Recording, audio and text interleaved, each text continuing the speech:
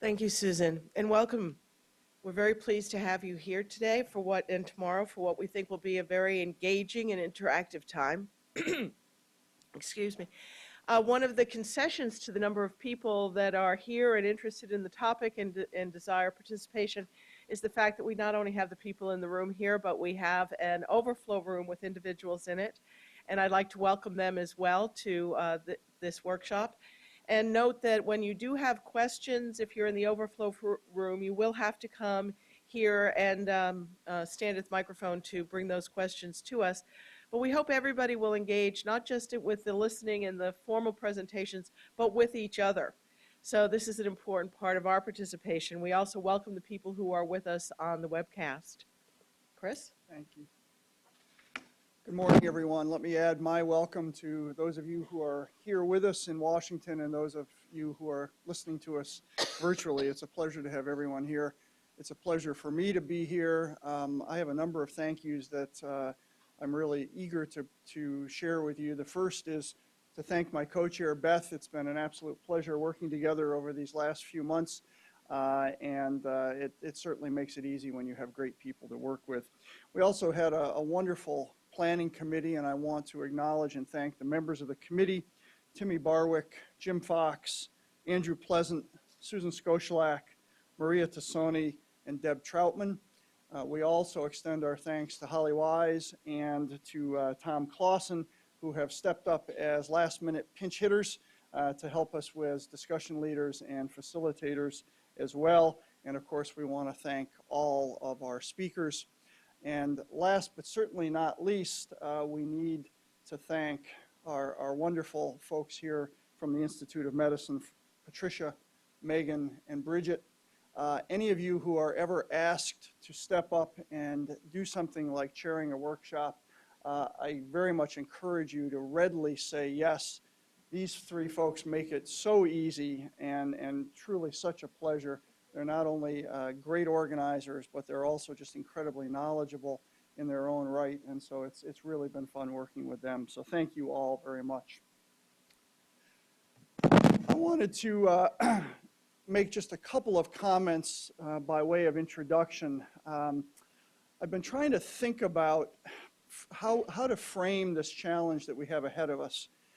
And I have kept over the last few days coming back to the word evolution. And it kept rolling around in my head, and that rolling around began to make me think about how the theories of evolution have changed in recent years. You know, I think for those of us who are my age or above, you know, when we were taught evolution, we were taught that it was like this big, gently rolling ball that just moved along across the landscape at this very nice, consistent, even pace, and that's how change happened.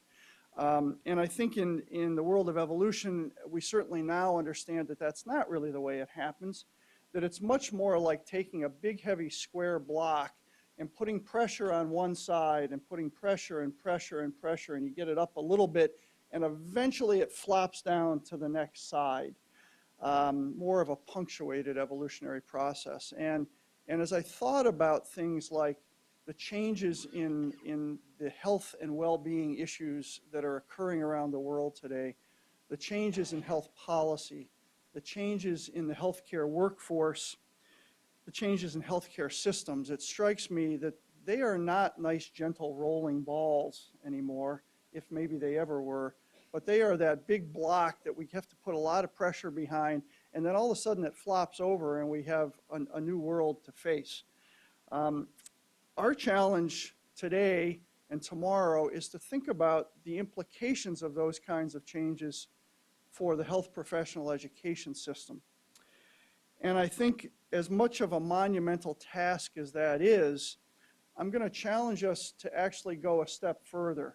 And not only as Susan described this morning and as Malcolm and others talked about yesterday, not only think about getting health professional education caught up to where the system is in a reactive way of thinking, but actually, can we be proactive? Can we go beyond that and think about and envision what the future truly will be and see education as proactively leading instead of trying to continually catch up with the system that exists. So it's a big task, it's a big challenge, but we have great minds in the room and joining us all around the world. And so I hope that that is the point that we will reach.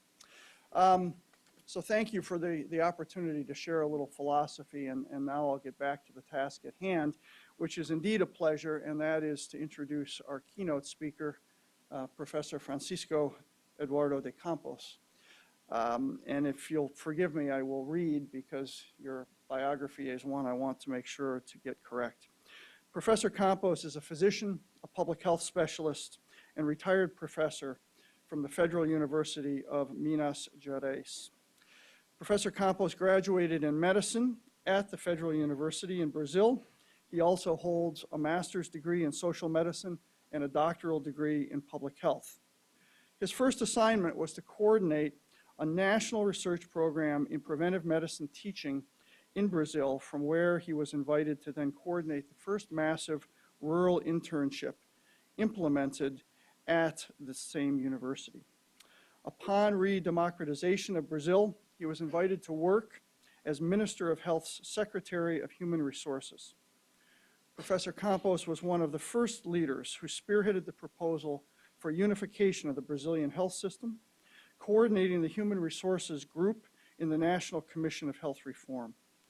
He joined PAHO and the World Health Organization as a staff member based here in Washington, D.C., and then went back to Brazil to coordinate the nucleus of education in public health of the Federal University. From 2005 to 2010, Professor Campos acted as Secretary of Management of Education and Workforce for Health, responsible for many programs. He represented Brazil on WHO's Executive Board and was a board member of the Global Health Workforce Alliance and co-chaired the second Global Forum of Human Resources held in Bangkok in 2011. Currently, Professor Campos holds a position as Science and Technology Specialist at Oswaldo Cruz Foundation and as Executive Secretariat of the Open University of Unified Health Systems. Professor Campos, thank you so much for traveling all the way from Brazil, and we look forward to your comments.